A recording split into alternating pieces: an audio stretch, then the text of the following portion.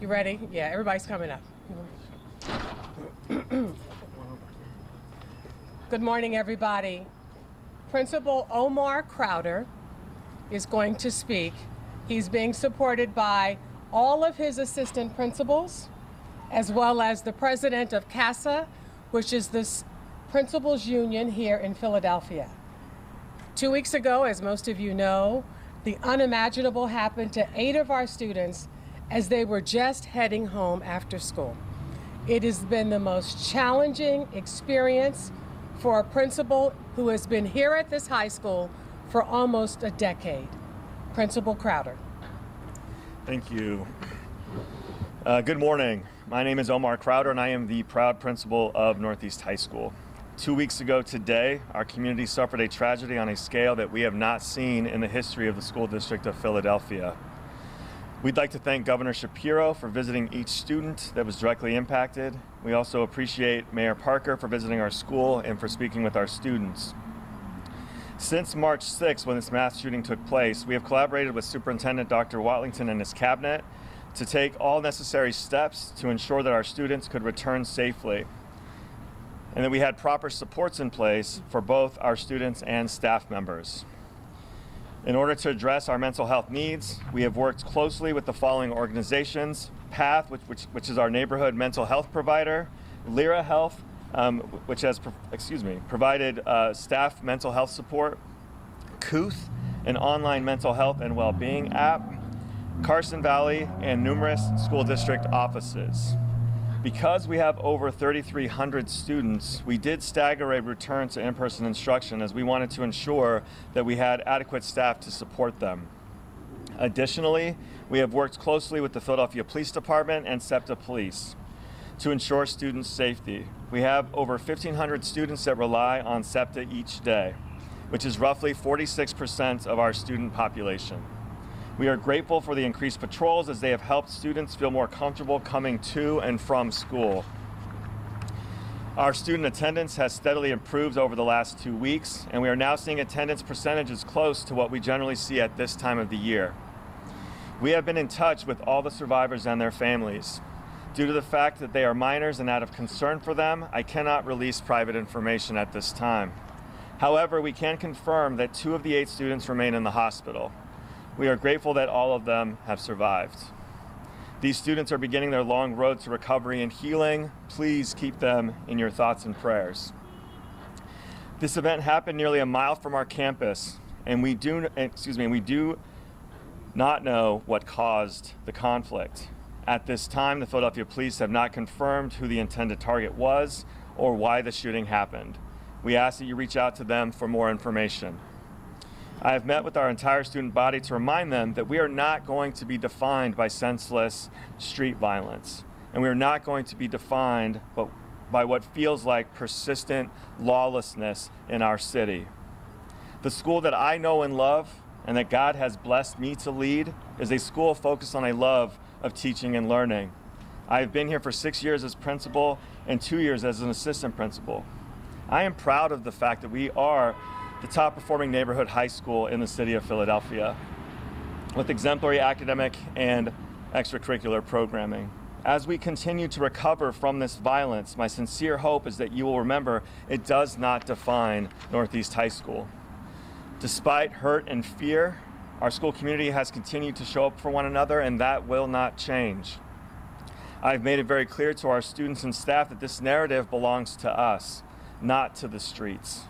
I will not let the violence on the streets define who we are as a school community. Thank you. Questions?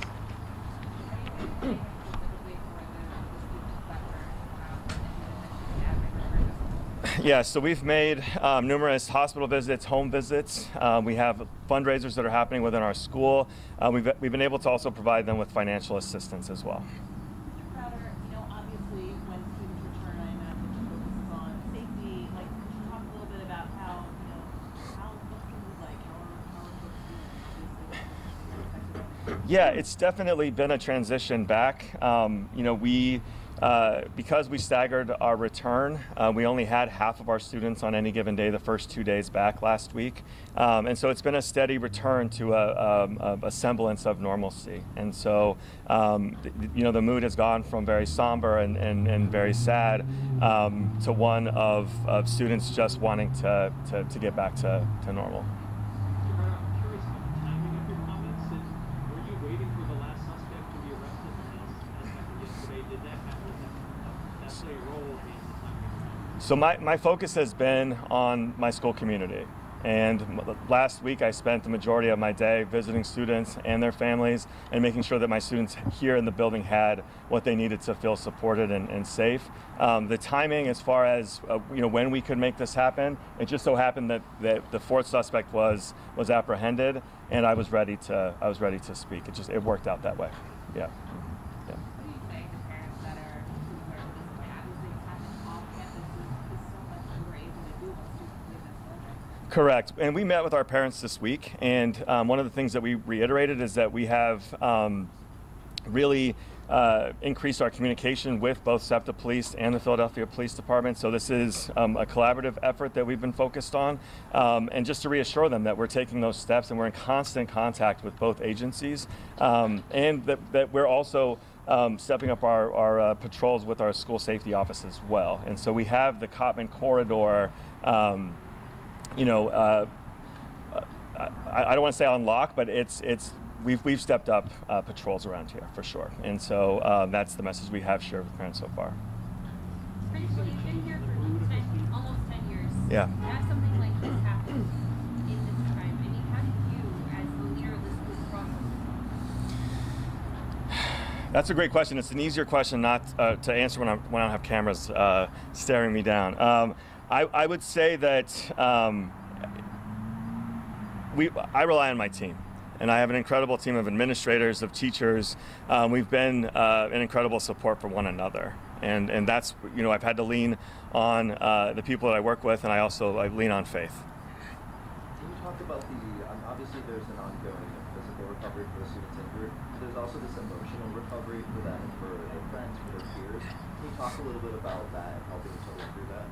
Yeah, so one of the things, I mentioned in my comments that we are partnering with local mental health organizations as well as community-based organizations like Carson Valley that are going to be providing ongoing case management to help with mental health needs for the survivors of this incident.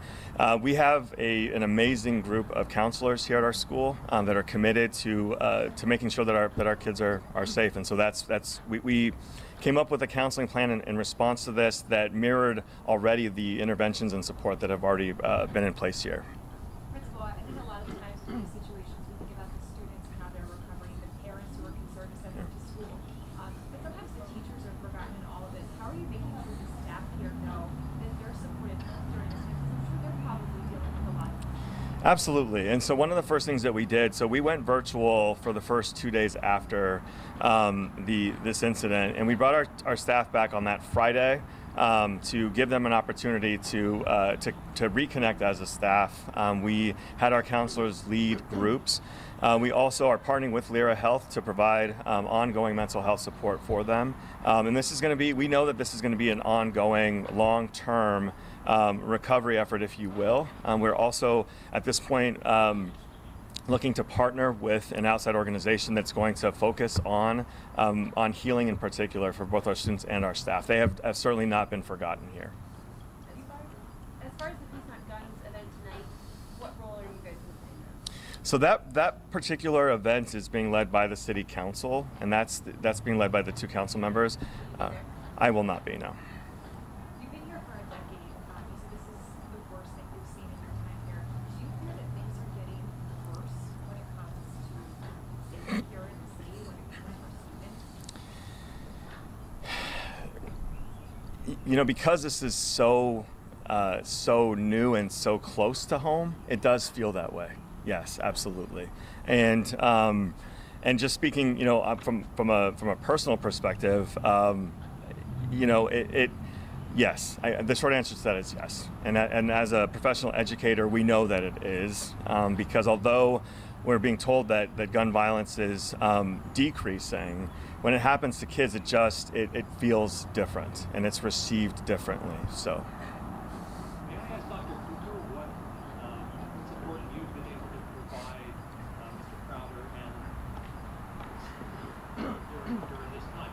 Unfortunately, you have a lot of experience in this. What support do you have? Basically by being here, by being visible, making certain I was with him the evening that it happened. He mentioned Lyra Health. We have a number of supports in place. So what I try to make sure is that all members call, support, send emails, send text messages, and really just provide that collegial support to him and his team. Any further questions? Just one small detail question. Mr. Crowder, you mentioned that attendance is kind of trending back towards where you were the first year. That's correct. What is your average daily? On average, we are above 85%. So 85 to 87. Some days in the early 90s, it's just going to vary. Yeah, but on average, over 85%. Yeah. Mm-hmm. Will you speak any Spanish? Un poco. Could you give me just No. We can try that. I'll get butchered for my Spanish, but maybe we can talk privately, and I can give you a quote for sure. Thanks, everybody. All right, thank you.